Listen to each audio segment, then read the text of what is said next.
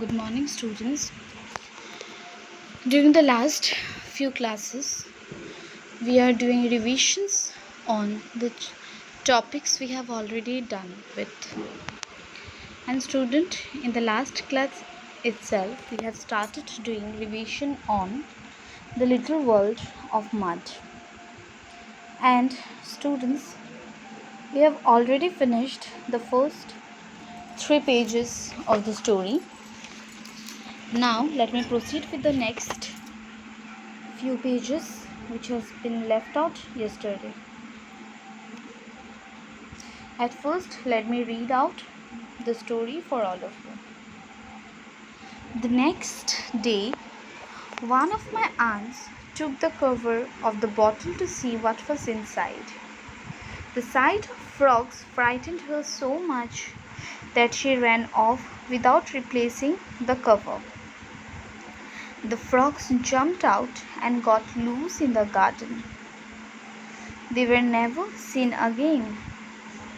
But I soon got into the habit of visiting the pond all alone. I would take off my shoes. I would wade into the muddy water up to my knees to pluck the water lilies. One day, when I arrived at the pond, I saw it was full of buffaloes. Their owner was a boy a little older than me. He was swimming in the middle of the pond. He saw me staring at him and smiled. He asked me to join him for a swim. I told him I could not swim, and he offered to teach me. I removed my shirt and shorts, followed his instruction. The boy's name was Ramu. He promised to give me swimming lessons every afternoon. Before long, I was able to swim across the pond. Ramu did not go to school, but he knew a great deal about birds and animals. I liked the buffaloes too. Sometimes we tried racing them sitting on their back. But they were lazy animals. If they were in no mood for a race, they would roll over the water and throw us into the mud. When I was muddy, I would slip into the house through the back door to avoid grandmother.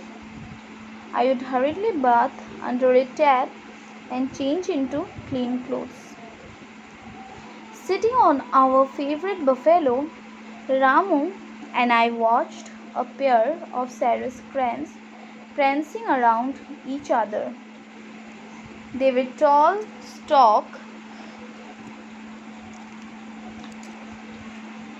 stalk-like birds with naked red heads and long red legs.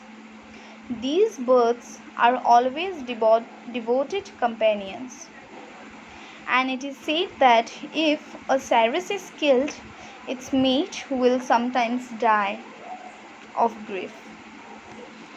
They are held in great affection by village folk and will often adopt a village living on its outskirts.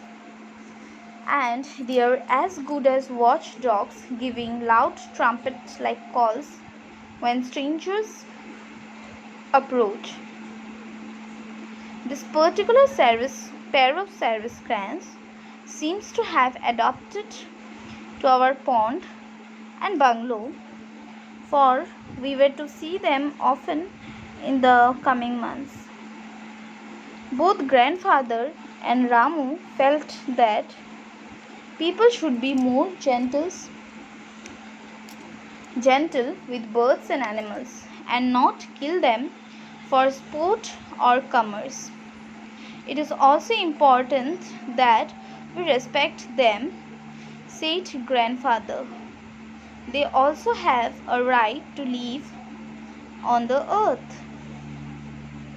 everywhere birds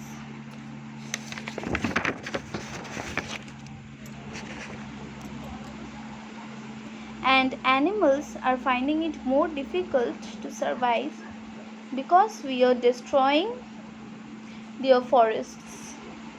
They have to keep moving as the trees disappear.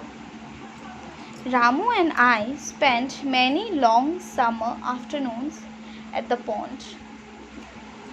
The buffaloes and the frogs and the Sarus cranes shared our friendship.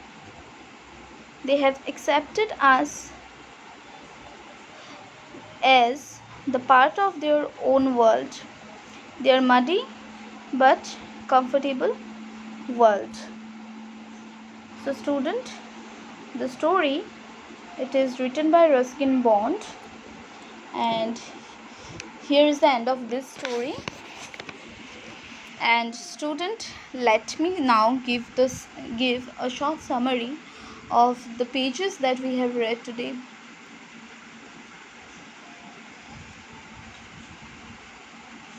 So in the last class we got to know that the grandmother was very angry when she saw that the narrator, he brought some tadpoles to house, but because of grandfather she could not throw them out of their house. Then the next day, one of his aunts took off the cover of the bottle to see what was inside. And after seeing the frogs, she got frightened. And she just put it aside without even replacing the cover. Then the frogs jumps out and got loose in the garden. After that incident, the narrator, he developed a habit of visiting the muddy pond frequently. He would walk into the muddy water up to his knees and sometimes pluck the water lilies. One day when he went to the pond, he saw there was a buffet. That the pond was full of buffaloes, and their owner was a little boy whose name was Ramu.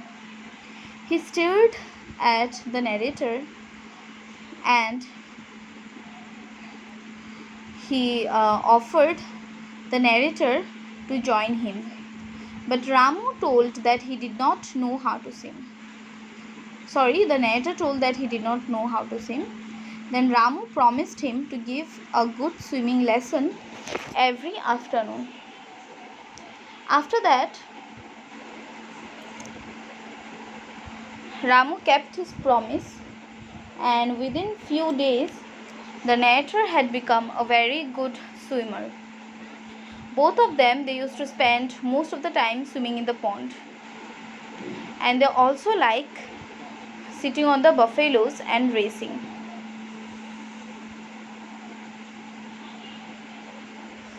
Both of them, they used to spend time by sitting on the buffaloes and racing them, but the buffaloes are very lazy.